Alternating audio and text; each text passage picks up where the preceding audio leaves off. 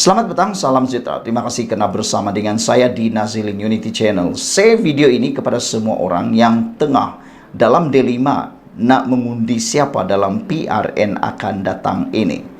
Saudara-saudara sekalian, UMNO pernah cuba diharamkan oleh Muhyiddin dan juga Mahathir Mohamad.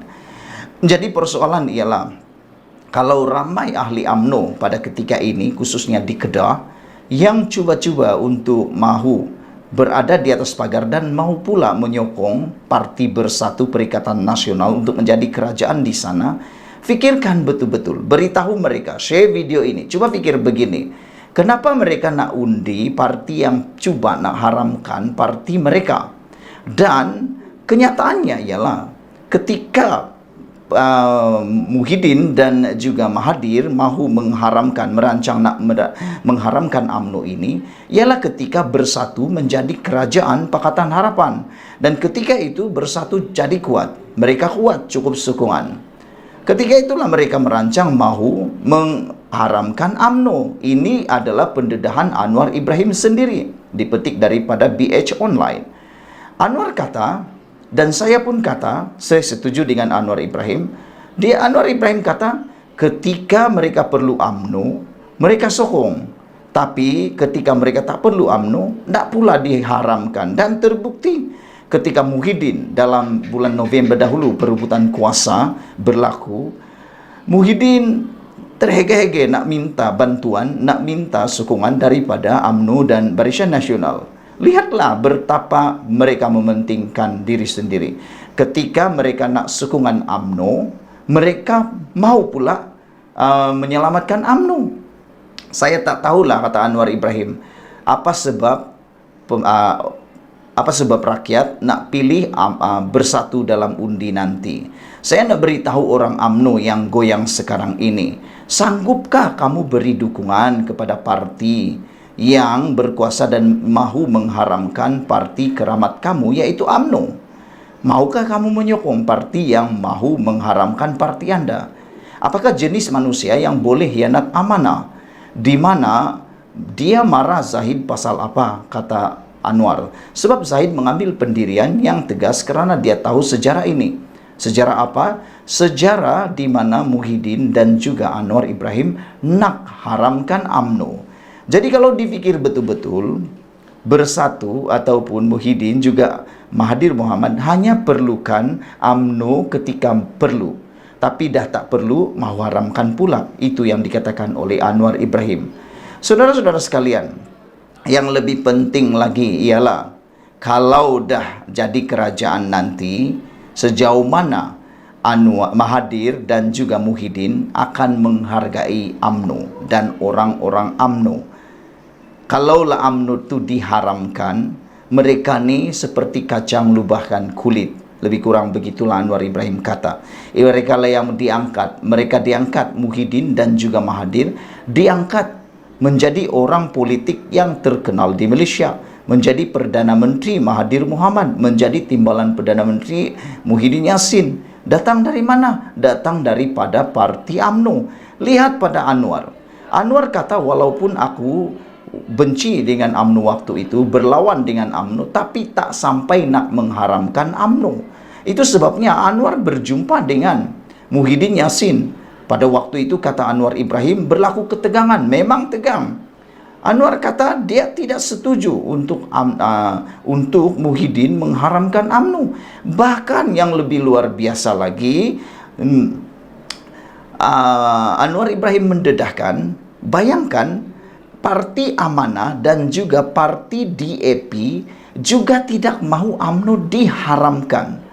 Yang mahu UMNO diharamkan ialah Parti Bersatu di bawah pimpinan Muhyiddin dan juga Mahathir, kata Anwar Ibrahim. Yang heran, DAP yang selama ini disalah-salahkan pula tak mahu UMNO diharamkan. DAP pula yang selalu disalah-salahkan tak mahu UMNO diharamkan. Begitu juga dengan Amanah. Jadi, para penyokong dan pengundi UMNO yang berada di atas pagar ketika ini, yang tak tahu nak sokong siapa, yang asik nak menyalahkan DAP, yang asik nak menyalahkan Anwar Ibrahim, yang asik nak menyalahkan Zahid Hamidi, kononnya berpakat dengan Anwar Ibrahim dalam pakatan kerajaan. Anda harus fikir betul-betul. Kalau kalau Zahid Hamidi tidak menyertai kerajaan pakatan perpaduan sekarang, agak-agak apa jadi dengan UMNO? Apa jadi dengan UMNO? Ketika itu mungkin Muhyiddin dah jadi Perdana Menteri. Adakah Muhyiddin akan mengharamkan UMNO? Kita pun tak tahu. Hanya Tuhan yang tahu apa dalam perancangan Muhyiddin dan juga Mahathir pada waktu itu. Saudara-saudara sekalian, kata Anwar Ibrahim, saya bukan ahli UMNO, tapi saya tak boleh faham apa politik sampai begini.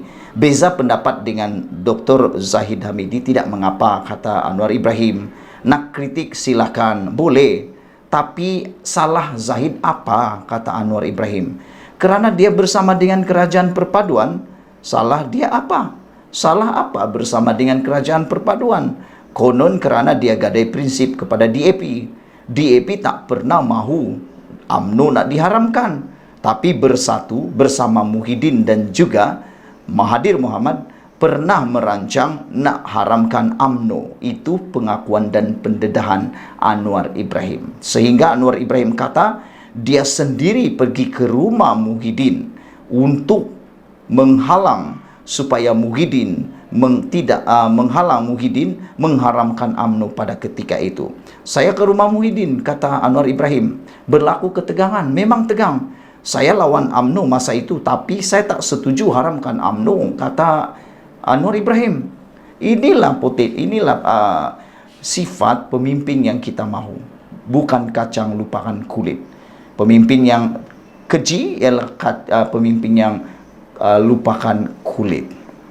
Apa pendapat kamu semua? Sila share video ini supaya semua orang yang berada di atas pagar, yang mahu mengundi Parti Bersatu, para penyokong UMNO yang berada di atas pagar, khususnya di Kelantan, di Terengganu, di Kedah, Selangor, di Pulau Pinang dan juga Negeri Sembilan, supaya lebih berhati-hati. Pendedahan Anwar Ibrahim yang kali ini memang amat menarik perhatian saya. Itu sebab saya mengulas 2 kali tentang isu ini, kerana saya sangat jelas dengan apa yang dikatakan oleh Anwar Ibrahim. Pernyataan Anwar Ibrahim itu jelas sekali. Apabila Anwar Ibrahim kata, saya cerita pengalaman bagaimana Tun Mahathir dan Tan Sri Muhyiddin Yassin yang berpakat untuk haramkan UMNO, kata Anwar Ibrahim. Kata Anwar Ibrahim, kalau dalam politik kita lawan. Dia Muhyiddin kata tak boleh. Keputusan sudah dibuat untuk haramkan UMNO, kata Muhyiddin. Saya bercakap dengan Muhammad Sabu dan Lim Guan Eng ketika itu, kami tak setuju dan tak bersama dengan keputusan itu, kata Anwar Ibrahim. Jadi lepas ini rupa-rupanya DAP tak pernah mahu UMNO diharamkan, tapi bersatu Muhyiddin dan juga Mahathir merancang berpakat untuk haramkan UMNO. Fikir-fikirkan, sila share video ini di grup UMNO Anda supaya semua orang tahu. Berhati-hati ketika mengundi. Kita jumpa lagi, bye-bye. Selamat datang, salam sejahtera. Terima kasih karena bersama dengan saya di Nazilin Unity Channel. Hari ini pendedahan daripada Anwar Ibrahim yang mengatakan bahwa Tun Dr. Mahathir Mohamad dan Tan Sri Muhyiddin Yassin lah yang merancang mengharamkan UMNO ketika mentadbir negara selepas pilihan raya umum ke-14 PRU 14 yang lalu. Wow. Ini satu pendedahan yang Anda perlu ikuti dan memang menarik perhatian kita semua. Satu pendedahan yang harus Anda share kepada semua orang, terutamanya untuk menafikan, untuk membalas dakwaan. Kononnya ada mengatakan Anwar lah yang kononnya mahu mengharamkan UMNO dan sebagainya. Rupa-rupanya Anwar kata dua pribadi ini, Tun Dr. Mahathir Mohamad dan Tan Sri Muhyiddin Yassin lah yang mahu merancang mengharamkan UMNO ketika mentadbir negara selepas pilihan raya umum PRU 14 yang lalu. Ramai orang yang tak sedar rupa-rupanya Anwar Ibrahim ni memang sangat suka untuk menyelamatkan parti bangsa Melayu. Beliau menjaga keistimewaan orang Melayu. Kalau ada orang kata Anwar Ibrahim rupa tentang orang Melayu, itu satu dakwaan yang salah dan tidak berasas sama sekali. Datuk Seri Anwar Ibrahim mendakwa Dr. Ahmad Zahid Hamidi menjadi sasaran serangan lawan kerana Presiden UMNO itu mengetahui perancangan pembangkang untuk mengharamkan parti itu sebelum ini. Perdana Menteri mendedahkan Tun Dr. Mahathir Mohamad dan Tan Sri Muhyiddin Yassin merancang mengharamkan UMNO ketika mentadbir negara selepas pilihan raya umum ke-14. Jadi, kepada semua ahli UMNO yang ada di luar sana, khususnya yang melibatkan PRN 6 buah negeri, perhatikan baik-baik ini. Perhatikan baik-baik fakta yang disampaikan oleh Anwar Ibrahim ini. Kenapa Anda berminat untuk menyokong parti yang menyebabkan parti Anda diharamkan? Sepatutnya Anda menyokong mana yang menyokong parti Anda. Saudara-saudara sekalian, menurut Anwar, saya cerita pengalaman bagaimana Tun Dr. Mahathir Mohamad dan Tan Sri Muhyiddin Yassin pakat untuk haramkan UMNO. Saya ke rumah Muhyiddin, memang tegang. Saya lawan UMNO masa itu. Tetapi saya tak setuju haramkan UMNO, kata Anwar Ibrahim. UMNO ada sejarah sendiri, sejarah perjuangan kebangsaan. Ini parti ibu bapa saya. Saya beza pendapat, tapi haramkan itu bukan penyelesaian. Kita tak boleh padam sejarah. Alasan apa nak haramkan, kata Anwar Ibrahim. Ini perlu dijawab oleh Tun Mahathir Mohamad dan juga Muhyiddin Yassin. Apa sebab mereka nak haramkan parti UMNO? Sedangkan Mahathir Mohamad lahir menjadi legenda, menjadi negarawan yang hebat kerana UMNO. Begitu juga dengan Muhyiddin Yassin.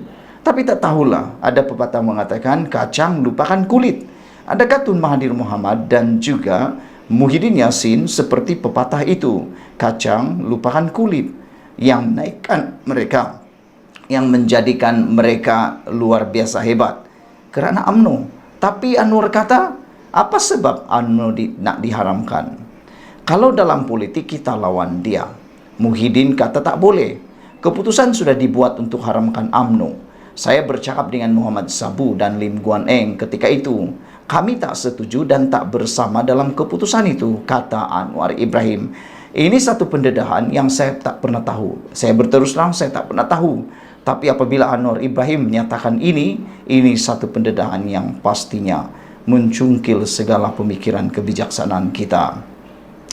Anwar berkata demikian ketika berucap dalam jelajah madani dan pelancaran jentera perpaduan Kedah di Padang Awam Pekan Guar Cempedak di sini. Hadir sama Presiden UMNO Datuk Seri Ahmad Zahid Hamidi, Setiausaha Agung PH, Datuk Seri Saifuddin Syihsan Ismail dan Presiden Amanah. Berikutan itu Anwar mempersoalkan sama ada ahli UMNO sanggup mengundi bersatu yang sebelum ini pernah merancang untuk mengharamkan parti mereka. Saya fikir adalah sesuatu yang luar biasa. Mungkin tak berapa pintar kalau kata mereka mengundi orang yang cuba membunuh parti mereka sendiri. Mereka ini memang tak dapat fikirlah kalau begitulah yang mereka lakukan. Saya nak beritahu orang UMNO yang goyang sekarang ini. Sanggupkah kamu beri dukungan kepada parti sebaik Muhyiddin buah kuasa dan akan mengharamkan parti keramat kamu? Itu persoalannya. Tapi yang hairannya Muhyiddin mahu juga pula memancing undi arah parlimen daripada UMNO. Nak haramkan UMNO tapi nak bergantung pada UMNO menjadi Perdana Menteri. Bukankah itu sesuatu yang pelik? Cuba fikirkan baik-baik. Hanya ambil apabila berguna, tapi bila tak berguna lagi dibuang begitu saja. Tapi Anwar Ibrahim tidak seperti itu. Dari dulu sampai sekarang beliau menghormati UMNO. Apa jenis manusia yang khianat amanah, kata Anwar Ibrahim. Dia marah Zahid pasal apa? Sebab Zahid mengambil pendirian yang tegas kerana dia tahu sejarah ini. Pilihan masa itu apa? PAS, bersatu, minta bersama dengan UMNO. Masa dia lemah, minta pertolongan UMNO. Andai kata dia kuat, UMNO memang nak diharamkan bersama bersatu daripada awal ditubuhkan untuk menggantikan UMNO, katanya. Berikutan itu, Anwar tidak faham mengapa terdapat ahli parti UMNO yang begitu membenci Ahmad Zahid Hamidi ketika ini. Saya bukan ahli UMNO, tapi saya tak boleh faham apa politik sampai begini. Beza pendapat dengan Datuk Zahid Hamidi tidak mengapa. Nak kritik boleh, tapi salah dia apa, kata mereka, kata Anwar Ibrahim. Kerana dia bersama kerajaan perpaduan, salah dia apa? Konon kerana dia gadai prinsip kepada DAP, kata Anwar Ibrahim. Tapi sebenarnya sebelum ini Bersatu pun telah pernah menggadai prinsip bersama dengan Bersatu ketika menjadi kerajaan dahulu. Bukankah Muhyiddin Yassin menang dahulu atas kerana disokong oleh DAP? Bukankah itu pun bersekongkol juga?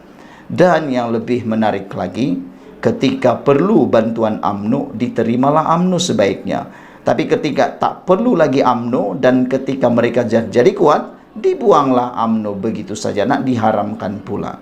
Saudara, kalau Anda ada rakan UMNO yang berada di atas pagar, ini waktunya Anda share video ini supaya mereka faham bahawa mereka perlu memilih yang tepat, bukan memilih orang yang mengharamkan parti mereka itu. Sekian dulu Malaysia kita punya, kita jaga sama-sama, cintai Malaysia. Kita jumpa lagi, bye-bye. Selamat pagi, salam sejahtera. Terima kasih kerana bersama dengan saya di Nazilin Unity Channel. Sebelum saya teruskan ulasan kali ini, jangan lupa tinggalkan komen Anda, tekan butang subscribe dan share video ini. Dua perkara yang akan menyebabkan PAS di Kelantan tumbang. Perkara pertama ialah, ini pendedahannya. Majoriti pengundi Kelantan tak puas hati dengan pentadbiran PAS. Itu yang dinyatakan oleh Rafizi Ramli. Ini sebab pertama yang kita cadangkan kenapa PAS akan kalah teruk dan akan mungkin kalau tak kalah teruk pun akan kehilangan beberapa kerusi di parlimen, di Dewan Undangan Negeri Kelantan. Pertama sekali, kata Rafizi, majoriti pengundi Kelantan tak puas hati dengan pentadbiran PAS. Apa pendapat Anda semua? Anda mungkin orang Kelantan, Anda mungkin ada rakan orang Kelantan, keluarga orang Kelantan, pernah pergi Kelantan atau pernah menganalisis di Kelantan. Apa pendapat Anda? Benarkah apa yang dinyatakan oleh Rafizi Ramli ini bahawa pengundi Kelantan tak puas hati dengan pentadbiran PAS? Ini faktor pertama yang boleh menyebabkan PAS tumbang di Kelantan. Timbalan Presiden PKR Rafizi Ramli mendakwa majoriti pengundi Kelantan tidak berpuas hati dengan pengurusan dan pentadbiran kerajaan negeri yang ditadbir PAS melalui hasil dapatan kajian pada Mei lepas. Beliau berkata berdasarkan kajian PKR menggunakan syarikat tinjauan pendapat bebas, sejumlah 43% sahaja yang berpuas hati dengan kerajaan negeri Kelantan. Tapi yang menghairankan apabila kajian ini dibuat, ada lebih daripada separuh penduduk rakyat Kelantan tak puas hati pentadbiran Kelantan PAS. Tapi bila pilihan raya, lain pula jadinya. Tak tahulah apa yang silapnya, tak tahulah apa sebabnya. Tapi yang menariknya ialah kenapa tiba-tiba waktu pilihan raya pengundi memilih pula PAS? Di mana salahnya dapatan ini?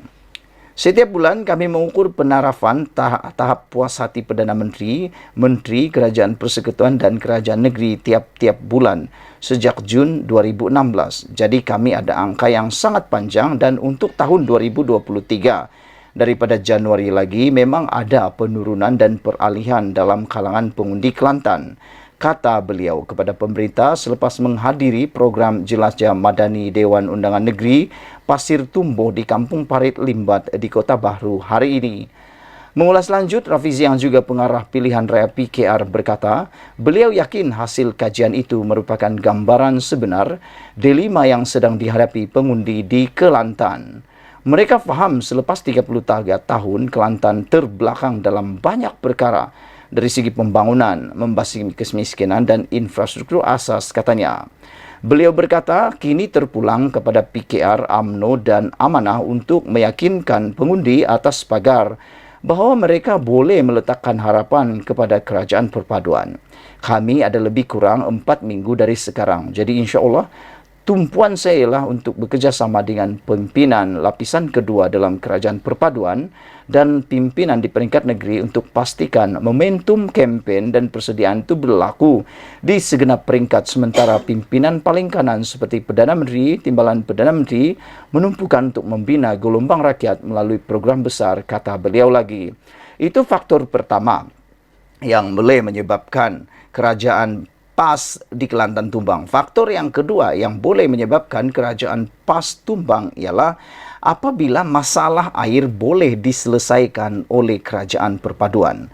Kerana masalah paling asas yang menjadi buah mulut di Kelantan ialah masalah air bersih. Kata Rafizi Ramli, tak perlu 8 bilion untuk selesai masalah air Kelantan. Wow, ini satu pendedahan yang luar biasa. Kerana apa? Kita ikuti ulasannya. Kerajaan Negeri Kelantan tidak memerlukan peruntukan sebanyak RM8 bilion untuk menyelesaikan masalah air di negeri ini, kata Menteri Ekonomi. Beliau berkata, sebaliknya Kelantan hanya memerlukan sebuah loji rawatan air LRA membabitkan kos RM1.5 bilion. Pengeluaran air terawat oleh LRA sedia ada adalah sekitar 500 juta liter sehari. Permintaan harian air terawat di Kelantan adalah 600 juta liter sehari. Dengan satu tambahan baru, LRA yang insya Allah akan diluluskan, pengeluaran air akan menjadi sekitar 700 juta liter sehari. Katanya kepada pemberita selepas menghadiri program Jelajah Madani Dewan Undangan Negeri DUN Pasir Tumbuh di Kampung Parit Limbat di Kota Baru hari ini. Ketika diminta memperincikan permohonan RM8 bilion itu, Rafizi berkata kerajaan negeri bercadang untuk membina 5 LRA untuk menyelesaikan masalah air. Dalam mesyuarat kami dah tegur, kami tak nampak keperluan 8 bilion ini. Kerana LRA sedia ada mampu keluarkan 500 juta liter air terawat sehari. Kami sedia pertimbangkan satu lagi LRA dengan peruntukan RM1.5 bilion yang akan membawa kepada pengeluaran air terawat sebanyak 700 juta liter sehari, katanya. Namun begitu, Rafizi berkata peruntukan RM1.5 bilion untuk membina sebuah LRA baru masih diperhalusi. Makna kata, kalau dalam bahasa politik, dalam bahasa pilihan raya, kalau kami menang di Kelantan, kami akan buat segera. Jadi rakyat Kelantan, cepat-cepatlah undi parti atau tundulah kerajaan perpaduan supaya ianya bukan sekadar baru masih diperhalusi, tetapi ia terus akan dilaksanakan dan dibuat dengan segera. Dengan syarat menangkan dahulu kerajaan perpaduan. Itu adalah bahasa yang mudah difahami. Menangkan dulu, maka dapatlah. Sekiranya diluluskan, RM5.1 bilion adalah tambahan kepada 500 juta ringgit yang diumumkan Perdana Menteri Datuk Seri Anwar Ibrahim dan 1 bilion oleh Timbalan Perdana Menteri Datuk Seri Ahmad Zahid Hamidi sebelum ini, katanya lagi. Jadi saudara-saudara sekalian, itu dua perkara yang harus dipertimbangkan oleh rakyat Kedah sebelum memilih, sebelum mengundi pada kali ini. Pertama sekali, menurut kajian yang dibuat oleh pasukan Rafizi, majoriti pengundi Kelantan tak puas hati dengan pentadbiran PAS. Yang kedua ialah penyelesaian air, bekalan terawat air di Kelantan bakal akan berakhir dengan adanya kerajaan perpaduan di negeri tersebut. Dengan perkataan yang lebih baik ialah anda menangkan kerajaan perpaduan di Kelantan, anda akan dapat habuan anda. Jadi, apa kata kalau anda undi? Untuk cuba dululah kan. Kalau rasa-rasa tak puas hati, 5 tahun akan datang, ada lagi masa untuk kita menjalankan tanggungjawab, membuat undi yang seterusnya pula.